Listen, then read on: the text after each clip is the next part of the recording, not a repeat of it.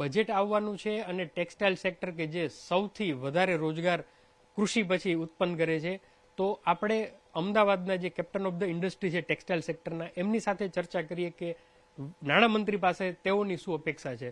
ભરતભાઈ, તમારી શું અપેક્ષા?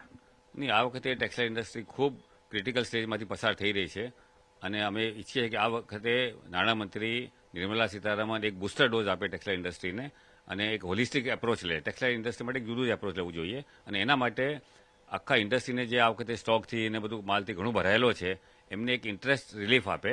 એ આખા વેલ્યુ ચેનની અંદર એમએસએમઈઝને 3% ઇન્ટરેસ્ટ સબસિડી અને મોટા ઉદ્યોગોને 2% ઇન્ટરેસ્ટ સબસિડી આપવી જોઈએ. એ અમારી મોટી માંગણી છે. પ્રવીણભાઈ, આપ શું કહેશો? નહીં, ટેક્સટાઇલ માર્કેટને જો આજે ટોપ પર લાવવું તો એક્સપોર્ટ વધારવું પડશે અને એક્સપોર્ટ વધારવા માટે મેં જોયું કે ઘણા બધા ટેક્સટાઇલ હાઉસવાળો આ વખતે પરદેશ ગયા હતા, જે લોકો ઘણા વર્ષોથી નહોતા જતા, કારણ પ્રોગ્રામ જોઈએ છે. જો એક્સપોર્ટ વધારવું હશે તો ગવર્મેન્ટે ઇન્સેન્ટિવ વધારે આપવું પડશે અને ઇન્સેન્ટિવ વધારે એટલા માટે આપવું પડશે કે જે કન્ટ્રીઝમાં આપણે એક્સપોર્ટ કરીએ છીએ એ કન્ટ્રીની કરન્સી ડિવેલ્યુએટ થઈ ગઈ છે, એટલે એમને ઇન્ડિયન ઇમ્પોર્ટ મોંઘું થઈ ગયું છે. તો એ એક ન્યુટ્રલાઇઝ કરવા માટે પણ જો અમારું કોસ્ટ ઓફ પ્રોડક્શન સસ્તી કરે તો એક્સપોર્ટ વધશે. અને બીજી બાજુ જે કન્ટ્રીઝમાં આપણે એક્સપોર્ટ કરીએ છીએ ત્યાં એ લોકોની સરકાર એમને કહે છે કે ચાઇનાનો ઇમ્પોર્ટ બંધ કરો, એન્કરેજ મોર ઓફ ઇન્ડિયા. તો ઇન્ડિયાને જો ચાઇનાની કોમ્પિટ કરવું હશે તો government has to support the textile. આપ શું કહેશો? આમાં એક્સપોર્ટ કરીએ છીએ પછી મેજર કન્ટ્રીઝના લોકો ડિફોલ્ટ કરી દે છે, એમાં ગવર્મેન્ટની કોઈ સ્પેશિયલ ટાસ્ક ફોર્સ બને જેનાથી જેમ ઇન્ડિયામાં મોનિટર થાય છે કે ભાઈ ટ્રાન્ઝેક્શન પછી પેમેન્ટ આવે છે કે નહીં, એમ વિદેશમાં પણ ઇમ્પોર્ટર્સના ડિફોલ્ટ રોકાઈ જાય તો એ આખી ટેક્સટાઇલ ઇન્ડસ્ટ્રી માટે સારું છે. અને સરકારને અમારા બધાનું નિવેદન છે કે ભાઈ ચાઇનાથી જે ફેબ્રિક ઇમ્પોર્ટ થાય છે એમાં એન્ટી ડમ્પિંગ ડ્યુટી લગાડશે તો ઇન્ડિયાને એમનેમ બુસ્ટર ડોઝ મળી જશે, કારણ કે ઇન્ડિયન કંપનીઝ પાસે ઓર્ડર્સ ફ્લરિશ થશે. હવે દુનિયા ચાઇના +1ની વાત કરે છે પોસ્ટ કોવિડ, એટલે ઇન્ડિયા માટે બહુ સારું રહેશે જો સરકાર એમાં ફેબ્રિક્સ ઇન્ડસ્ટ્રીમાં, ટેક્સટાઇલ ઇન્ડસ્ટ્રીમાં એન્ટી ડમ્પિંગ ડ્યુટી લગાડે. જી બતાવો કે જો ભારતીય સરકાર ફોરેન મિનિસ્ટરનો ઉપયોગ કરીને અને ત્યાંના આપણા જે એમ્બેસેડર છે એમની હેલ્પ ત્યાંના લોકલ ગવર્મેન્ટ સાથે કરે તો 100% ફાયદો થઈ શકે. જેનાથી ડિફોલ્ટ રોકાશે, જેનાથી ડિફોલ્ટ રોકાઈ જશે જે બીજી કન્ટ્રીઝમાં થઈ રહ્યા છે. અને બીજી કન્ટ્રીઝમાં જોયું છે કે એ લોકો દે use there ambassadors for this. So the ambassadors diplomatic તો કામ કરે છે પણ હેલ્પિંગ ધ બિઝનેસ ડિફોલ્ટર્સમાં પણ આપણા એમ્બેસેડર કામ કરી શકે છે. આમાં બહુ મહત્વનો સવાલ છે. અચ્છા, તમે શું કહેશો નાણામંત્રીને?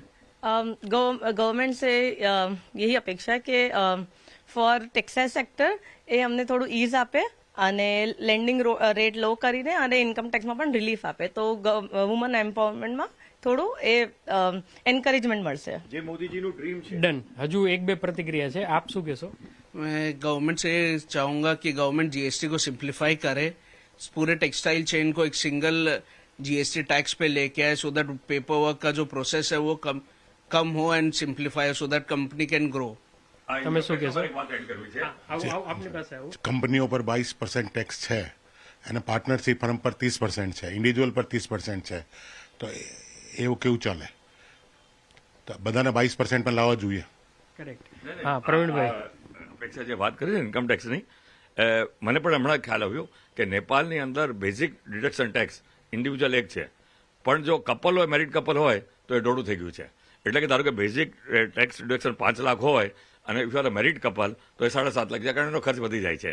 આ એંગલ પણ એક વિચારવા જેવું છે. ભરતભાઈ, કોઈ મુદ્દો છૂટે છે? નહીં, જેમ નેપાળની અંદર જે એક્સપોર્ટ થાય છે એની કોમ્પ્લાયન્સ જે છે એ ઘણા વધારે છે અને એક્સપોર્ટરને ઇન્સેન્ટિવ મળતું નથી. તો આઈધર ધ ગવર્મેન્ટ શુડ એને કોમ્પ્લાયન્સ ઓછા કરે, સિમ્પ્લિફાય કરે, અથવા તો જેમ થર્ડ કન્ટ્રીમાં એક્સપોર્ટ થાય એનું આખું એક્સપોર્ટ ઇન્સેન્ટિવ આપવું જોઈએ, જેથી આપણું કામ એક્સપોર્ટ વધી જાય અને કાપડનો આપણે જેમ વ્યાપ વધારવો છે એમાં ઘણું સપોર્ટ મળશે.